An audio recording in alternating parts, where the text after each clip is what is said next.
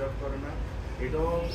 এটাও বলে রাখি, আমি জানি না কতজন স্বীকার করবেন কি করবেন না, বাট এখানে আরও অনেকেই আজকে উইথড্র করবে, তাদেরকে বিভিন্নভাবে বিভিন্ন ওয়েতে বোঝানো হয়েছে বা চাপ সৃষ্টি করা হয়েছে, তাদেরকে করে থামানো হয়েছে। বাট এছাড়াও অনেকেই আজকে উইথড্র করবেন।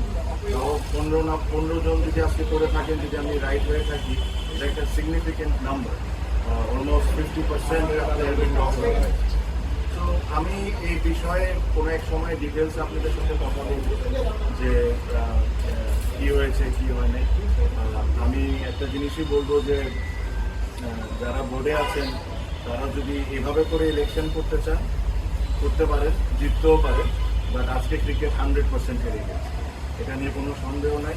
আপনারা বলেন বড় গলায় যে বাংলাদেশে ফিক্সিং বন্ধ করা লাগবে, আগে ইলেকশনের ফিক্সিং বন্ধ করে পরে ক্রিকেটের ফিক্সিং বন্ধ করার চিন্তাটা করবেন।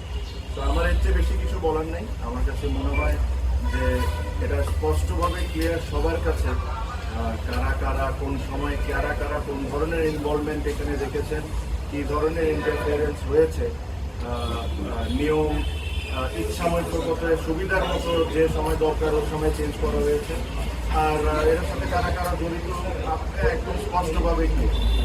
আমি এর চেয়ে বেশি আর কোনো কথা বলবো না, ইনশাল্লাহ ভবিষ্যতে আমি এটা নিয়ে অবশ্যই কথা বলবো। আমি আমার স্পিচ এই কথাই বলে শেষ করবো যে এই ইলেকশন বাংলাদেশ ক্রিকেট বোর্ডের জন্য একটা কালো দাগ হয়ে গেল, আর এই ইলেকশনের পার্টের সাথে যারা আছে এরা আনশিওর তারাও বুঝতে পারেন যে ইলেকশনটা কোনো দিক থেকেই এটা একটা ইলেকশন ছিল।